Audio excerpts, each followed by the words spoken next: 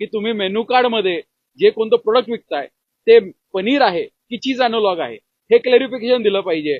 म्हणजे तुम्ही पनीर चिल्ली विकताय की चीज अॅनोलॉग चिल्ली विकताय, तुम्ही पनीर काठी रोल विकताय का चीज अॅनोलॉगचा काठी रोल विकताय, हे ग्राहकाला कळालं पाहिजे. आणि जोपर्यंत ग्राहकाला कळणार नाही तोपर्यंत त्यांनी काय खायचं हे तर ठरू शकणार नाही. आज एफडीएच्या माध्यमातून एक त्यांनी परिपत्रक काढलेलं आहे. हे 20 तारखेला त्यांनी परिपत्रक काढलं होतं, पण या परिपत्रकामध्ये काही त्रुटी होत्या. त्यामुळे आम्ही त्यांच्या मागे लागलो की हे परिपत्रक काढत असताना याच्यामध्ये तुम्ही टाइमलाईन द्या.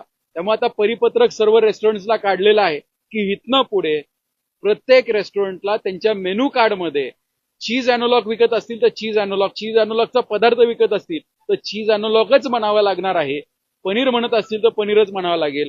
छोटे छोटे ठेले जरी असतील, आज 40 आणि 50 रुपयामध्ये पनीरचं सँडविच मिळतं, अशा ठिकाणी पनीर नसून ते चीज अॅनोलॉग आहे. त्यांनी इथनं पुढे पनीर सँडविच ऐवजी चीज अॅनोलॉग सँडविच त्यांना म्हणावं लागणार आहे. शेवटी ग्राहकांनी ठरवावं काय खायचंय ते. त्यांनी अध्यादेश काढलेला आहे आणि आजच्या या परिपत्रकानुसार 1 मे महाराष्ट्र दिनाच्या आतमध्ये प्रत्येक रेस्टॉरंटला कंपल्सरी त्यांच्या मेनू कार्डमध्ये चीज अॅनोलॉग किंवा पनीरचा उल्लेख हा स्पष्टपणे करावा लागणार. आणि मला सांगायला अभिमान वाटतो की महाराष्ट्र हे राज्य देशातलं पहिलं राज्य असं असणार आहे की त्यांनी हे बायफर्गेशन काढलंय. त्याबद्दल मी एफडीएच्या सर्व अधिकाऱ्यांचे, मंत्री महोदयांचे, विशेषतः या राज्याच्या संवेदनशील मुख्यमंत्र्यांचे आभार मानतो.